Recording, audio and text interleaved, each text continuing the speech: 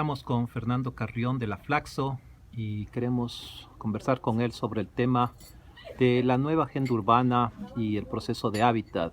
Fernando, ¿nos puedes dar un poco tu visión sobre este tema?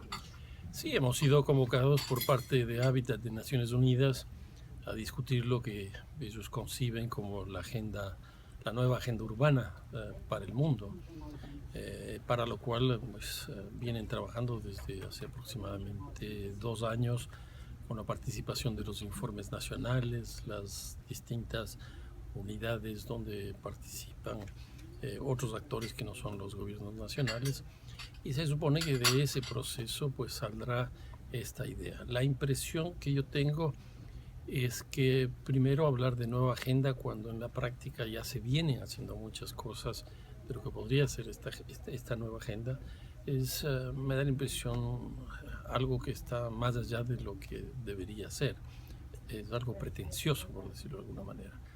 Ahora, ¿qué es lo que está pasando hoy día? Hoy día existen todo el proceso de globalización que vivimos desde la década de los años 90, uno podría decir 20 años atrás, para juntarse con Estambul en el 96.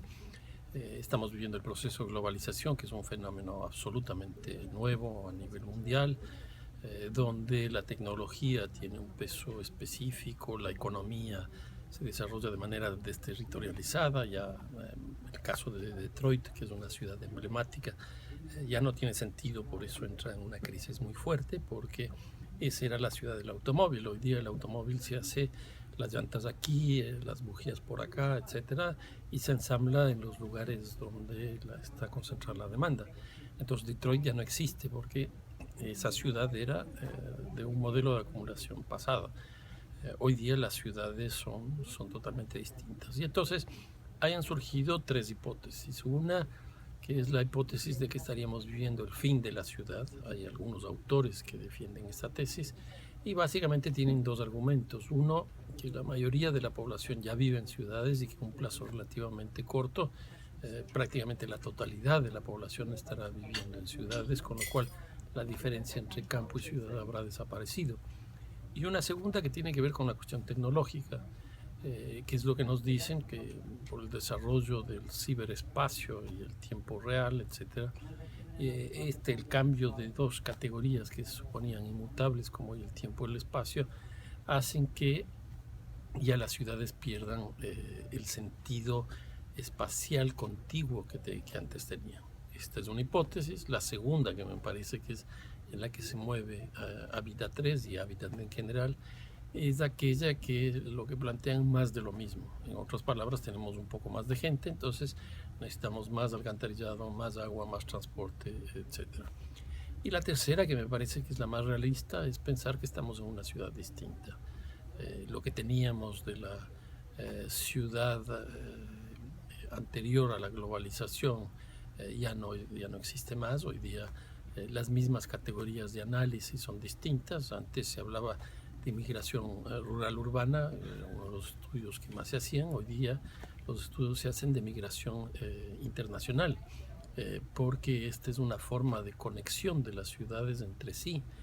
Si antiguamente, y esto nos enseñó Brian Roberts en el libro famoso de Ciudades de Campesinos, lo que ocurría es que el campesino se iba a la ciudad y rompía prácticamente el vínculo con el campo y reproducía el campo en la ciudad. Hoy día la migración no rompe con el origen, se establece una relación mucho más estrecha.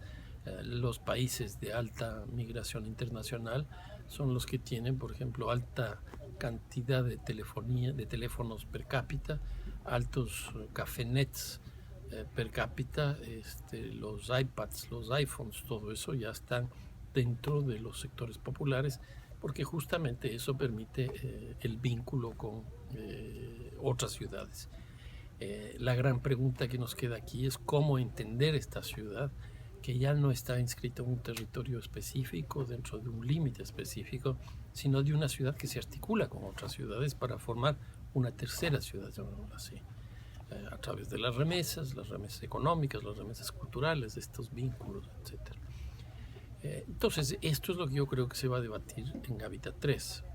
La impresión que yo tengo es que Hábitat 3 estuvo planteado básicamente a partir de una lógica, llamémoslo así, del pensamiento único, que yo le llamo con un sentido bastante irónico, por decirlo de alguna manera, del urbanismo de las palabras, donde están palabras como la sustentabilidad, la sostenibilidad, la equidad, la resiliencia, etcétera, etcétera, que en principio serían las que van construyendo este nuevo urbanismo.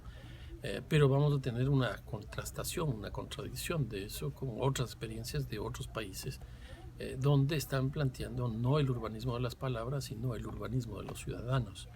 Y esto me parece muy interesante porque la ciudad fue la cuna, el origen de la política. La polis es justamente la política. Y la política nació en la ciudad para el gobierno de la ciudad, que después ya fue expropiada para que pase más al ámbito nacional, al ámbito de los países federales, etcétera.